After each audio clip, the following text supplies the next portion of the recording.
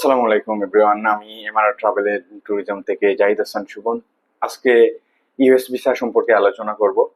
কিছুদিন আগে আমি দুবাই থেকে আমার কাস্টমারের জন্য একটা ইউএস ভিসা অ্যাপ্লাই করি। আমার হাতে যেটা দেখতে পাচ্ছেন এটা হলো ইউএস ভিসার DS-160 ফর্ম, যেটা কনফার্মেশন পেজ। এটা হলো DS-160 ফর্মের একটা কনফার্মেশন পেজ, এটা হলো আরেকটা DS-160 ফর্মের কনফার্মেশন পেজ।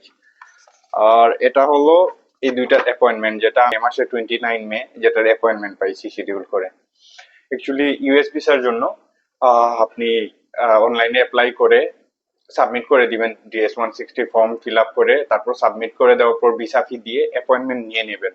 নিয়ে নেওয়ার পর যখনই থাকে না কেন অ্যাপয়েন্টমেন্ট, দেখা গেছে যে আজকে যদি অ্যাপয়েন্টমেন্ট নেন এর থেকে 1 বছর পরে অ্যাপয়েন্টমেন্ট, তো চাইলেই এটা ইজিলি রিশিডিউলের মাধ্যমে ইজিলি এই অ্যাপয়েন্টমেন্টটা আগানো যায়, পসিবল। তো এটা হলো আমার হাতে দুইটা অ্যাপ্লিকেশনের অ্যাপয়েন্টমেন্ট, যেটা আমি 2025 সালের মে মাসের 29 তারিখ পাইছি।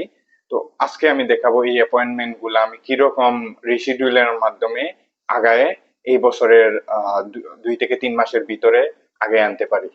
এই অ্যাপয়েন্টমেন্টটা কিরকম রিশিডিউল করে ডেট আরো আগানো যায়, তো এটা সম্পর্কে টোটাল আলোচনা করব। এবং চলেন আমার কম্পিউটার স্ক্রিনে দেখাচ্ছি কিরকম আমি ইউএস ভিসা রিশিডিউল করি আজকে দুবাই থেকে।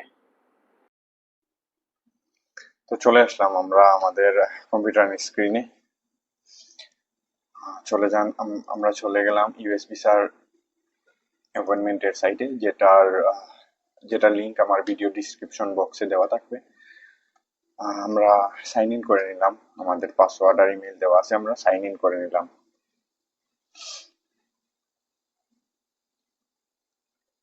এখানে কিছু ইম্পর্টেন্ট নোটিশ দেওয়া আছে ভিসা অ্যাপ্লিকেশনের জন্য, আমরা এগুলা না দেখে সরাসরি সাইন ইন করে নেই আমাদের পোর্টালে।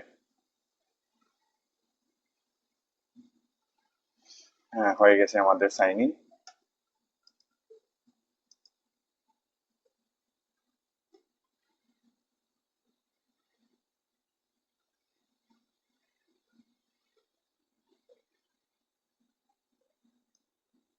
হয়ে গেছে আমাদের সাইন ইন। এখানে দেখেন দেওয়া আছে আমাদের দুইটা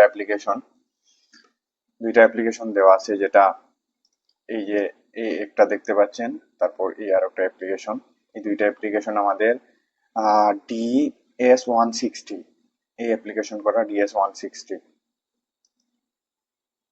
তো চলেন আজকে আমরা এগুলা রিশিডিউল করব। এটার জন্য আমরা প্রথম অ্যাপ্লিকেশনটা সিলেক্ট করলাম।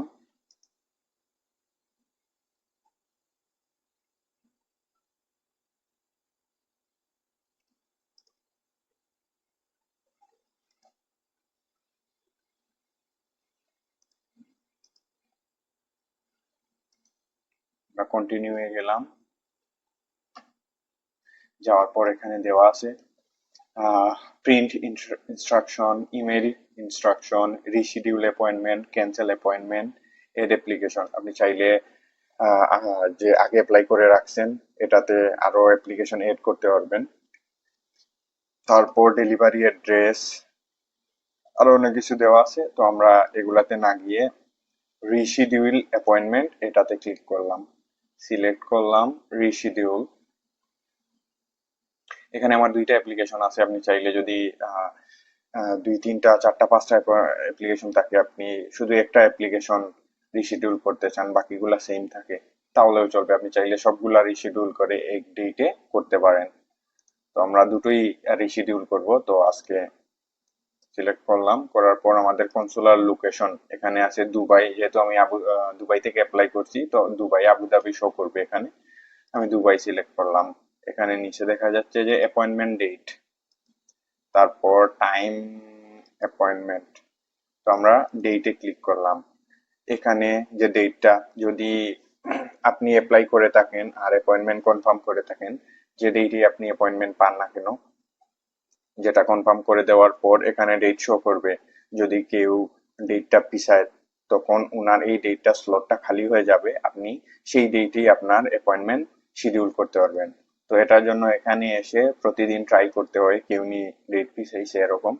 কেউ যদি ডেট পিছায়, সেক্ষেত্রে আপনি রিশিডিউল করে ওই ডেটে আপনার অ্যাপয়েন্টমেন্টটা ট্রান্সফার করতে পারবেন। তো তো আমরা দেখতেছি কোনো স্লট খালি আসেনি। আমরা দেখতে পাচ্ছি দুবাই থেকে 2024 সালে কোনো স্লট খালি নাই। তো আমরা 25 সালের